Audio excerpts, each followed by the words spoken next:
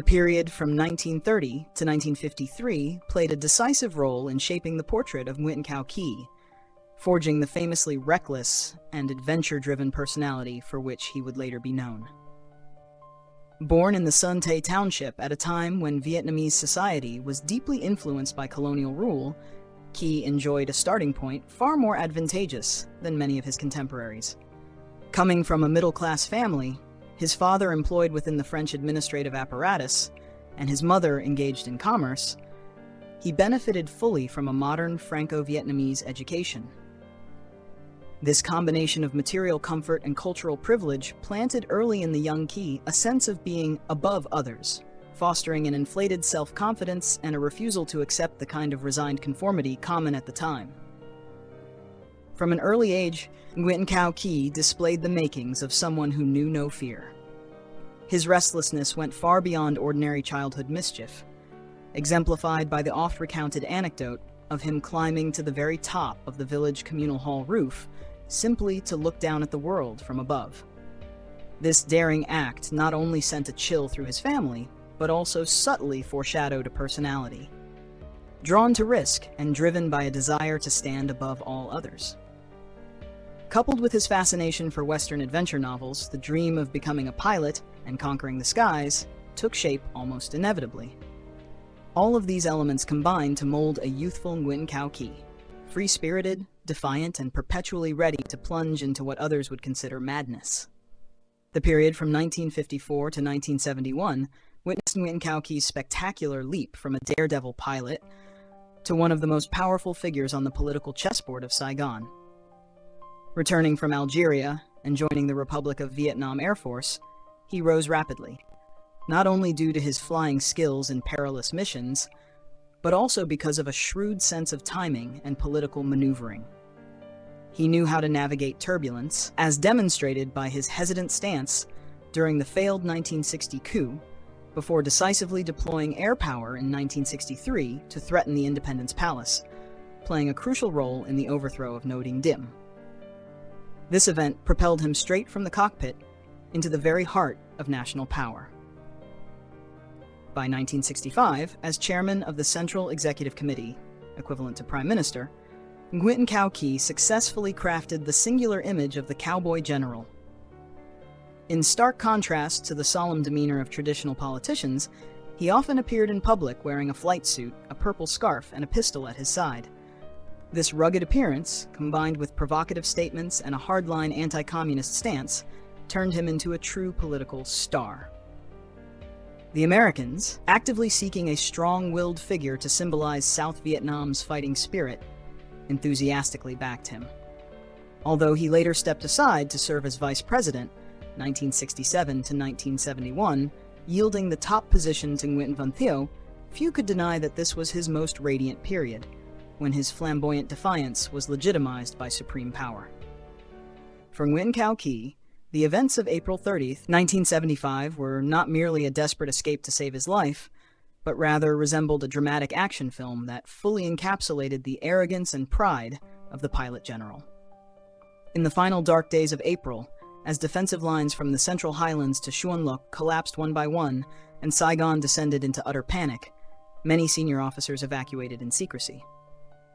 Nguyen Cao Ky, however, chose a different path. He flatly refused the invitations for safe evacuation arranged by the Americans. With a controlling temperament and the pride of someone who had once held the nation's fate in his hands, he resolved to determine his own escape rather than passively boarding aircraft like an ordinary refugee. On the morning of April 29, 1975, Tan Son Nhut Airport was engulfed in artillery smoke and chaotic crowds of despairing civilians. Amid what witnesses described as hell on earth, Nguyen Cao Ky and a group of close aides made a daring push toward the helicopter pad. Anecdotes recount that he even fired warning shots into the air to carve a path through the frenzied masses. The moment he personally took the controls, lifting the UH-1 helicopter into the sky above a trembling runway and leaving behind a collapsing Saigon, became the most powerful symbolic image of the regime's end. Tragic, frantic, and utterly hopeless. That escape concluded with a cinematic scene on the deck of a U.S. 7th Fleet warship in the East Sea, often identified as the USS Denver. With the ship overcrowded by evacuees, immediately after Key landed safely, the helicopter that carried him was pushed into the sea by U.S. sailors to make room for others. The image of the aircraft sinking into the ocean served as a bitter metaphor for the complete dissolution of the Republic of Vietnam Air Force, the very force he had helped build and taken immense pride in. In those final moments, looking down from above, Key witnessed beloved Saigon glowing in orange and red from smoke and fire. His later words, "I knew everything was over," were not only a painful farewell to his homeland, but also the definitive end to a 20-year political career, both illustrious and deeply controversial. After the glare of power and the dramatic evacuation, Win Kao Key's life in the United States became a free fall into harsh reality. No longer surrounded by aids or privileges, he faced the blunt struggle for daily survival like any other refugee. The image of a once fearsome general who had roared like fire and ruled the skies, now standing behind the counter of a liquor store or grocery in California, became a subject of both gossip and pity.